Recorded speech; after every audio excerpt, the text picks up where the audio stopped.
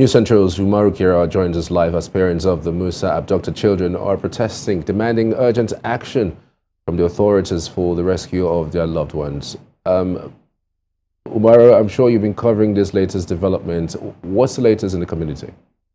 Well, the latest is that the families, or rather the parents of the abducted Mussa children and toddlers are still in Uba, and they said they will not go back home until their children have been rescued alive and peacefully.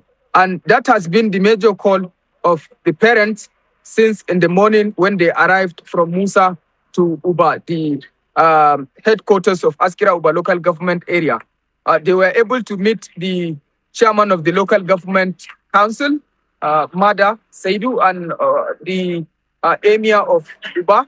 However, they had discussion with the parents, advising them that they should be patient, that they will keep pushing to the government to ensure the rescue of their children. But unfortunately, the parents are insisting that government have to take serious measures to ensure the rescue of their children.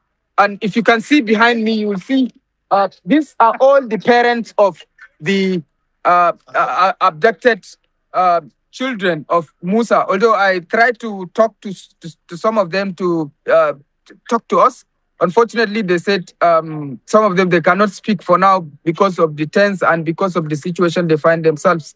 And this is the situation. Bring back our children is the key message for these families here in Uba, headquarters of Askira Uba local government area of Borno State. You just confirmed that they met with the local government chairman. Specifically, what did he say? Are there assurances that the kids will be returned pretty soon? And how about the state government? Has there been any concrete thought or maybe statements regarding this issue? Well, reassurances have been the message that the parents continue to hear. When they met the chairman of the council, he reassured them that government is working. When they met the emir of the area too, he made the same statement. But what they are saying is that they want to see practical solution. They want to see their children come back home. That is what they are after. In fact, some of the parents had to sell their maize, their grains, to get transport money to move out from the village to come to this town. And some of them had to borrow money from other community members to come to this place, and they insisted that they will not leave until their children are back. And that is the key message of all the parents here in Uba. Right, Umaru, just talk us through this area. I'm talking about, the story said it's the fringes of Sambisa Forest. Talk us through this area and how difficult is it to secure that particular community? Well, security is a very serious issue, particularly in this part of the world. Not only Mussa or Askira Uba local government area of Borno State, but the whole of Lake Chad.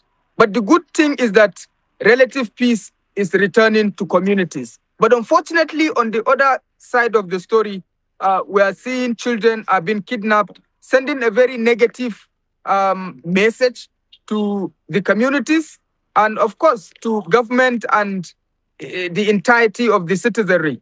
But the prayers and hope of every parent here is that their children will be back alive. But they are going through very difficult time. In fact, some of the parents could not even come because they have been hospitalized. Some of them could not go to farm. Some of them, largely, they could not do anything. They are just sitting idle at home, thinking, crying, and the pain continues to increase. And that is why they collectively come out to ensure that the government hears their voice, and their voices have been amplified, and actions are taken, and their children are rescued.